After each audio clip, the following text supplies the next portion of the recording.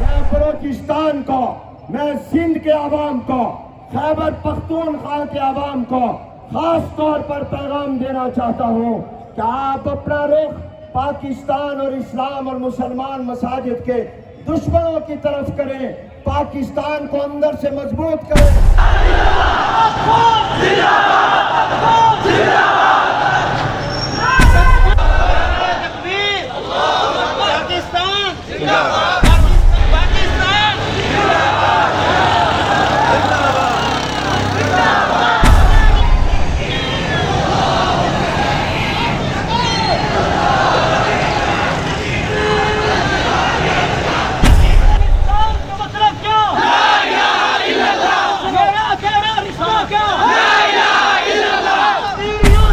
اور مودی سرکار کو یہ پیغام دیتے ہوئے کہ شیخ الاسلام مولانا مفتی محمد تقی عثمانی اور مفتی اعظم مولانا مفتی منیب الرحمان نے فلسطین میں جہاد کا بھی فتویٰ دیا ہے، اور یہ نوجوان وہاں جانا چاہتے ہیں لیکن راستے نہیں ہیں۔ مودی سرکار ہوش کے ناخن لیجئے، اگر طبل جنگ بج گیا اور مفتی تقی عثمانی اور مفتی منیب الرحمان نے جہاد پاکستان کا فتویٰ دے دیا تو ہم سر پر کفن باندھ کر ہندوستان پر ٹوٹ پڑیں گے۔ کشمیریوں سے ہمارا رشتہ کیا؟ شہدائے کشمیر، شہدائے پاکستان۔ ونصلي ونسلم على رسوله الكريم أما بعد فأعوذ بالله من الشيطان الرجيم بسم الله الرحمن الرحيم نصر من الله وفتح قريب صدق الله العظيم۔ قابل عزت احترام علماء کرام، مشائخ اعظام، بزرگان مکرم، معزز محترم سیاسی رہنما، قائدین، وکلاء، تاجر حضرات، کسان حضرات، برادران اسلام، السلام علیکم ورحمۃ اللہ وبرکاتہ۔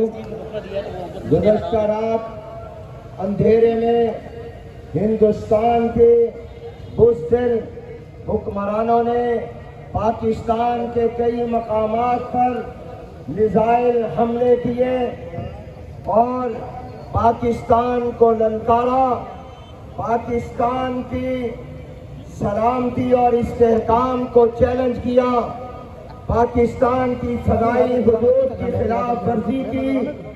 اگرچہ وہ اپنے ملک سے یہ میزائل داغ رہے تھے مگر وہ پاکستان کی فضا سے گزرے۔ اس بزدلانہ حملے کی ہم پرزور الفاظ میں مرمت کرتے ہوئے کہتے ہیں کہ پاکستان کی قوم متحد ہے، پاکستان کی قوم ایک ہے۔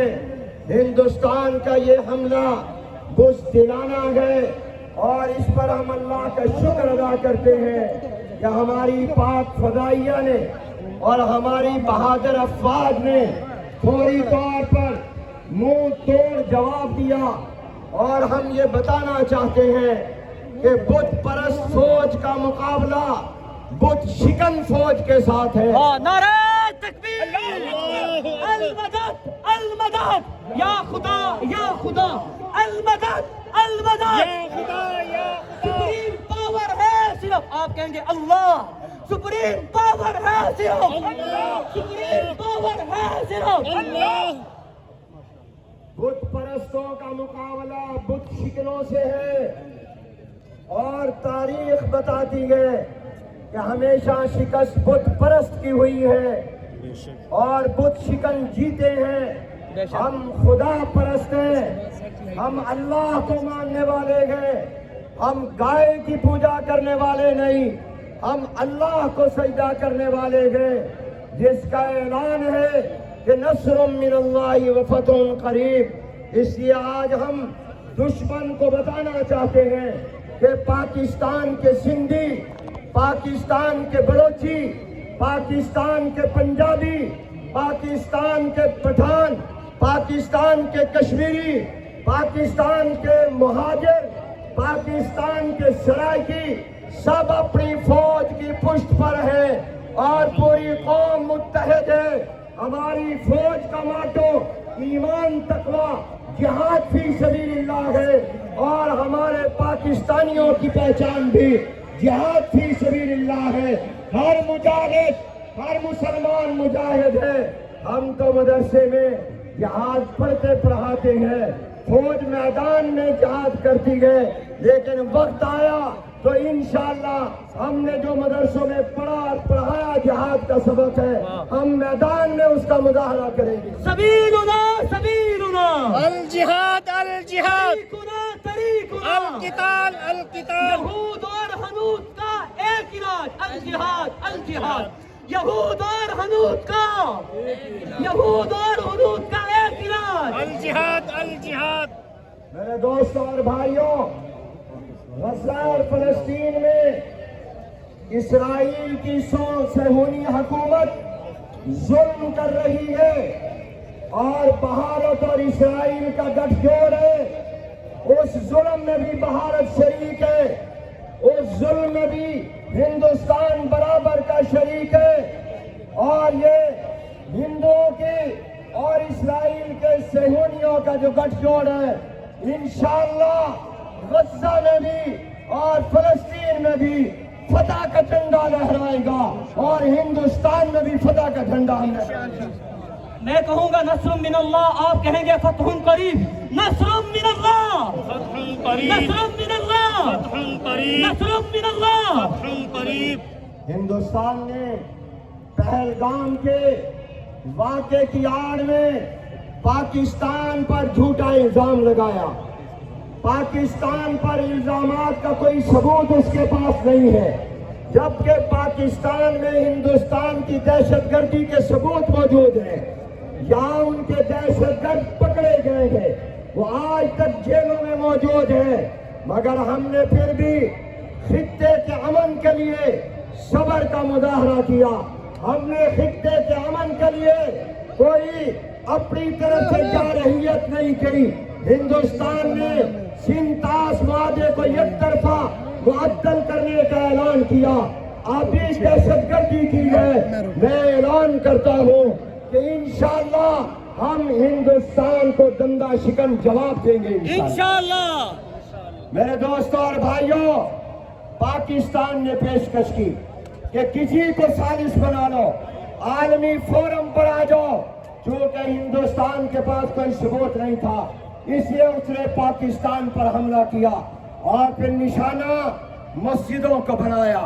بابری مسجد کو شہید انہوں نے کیا, ہندوستان میں سینکڑوں مساجد کو شہید کیا, اور اب ان کی یہ بہجت و بربریت یہ پاکستان کی مسجدوں پر پہنچی.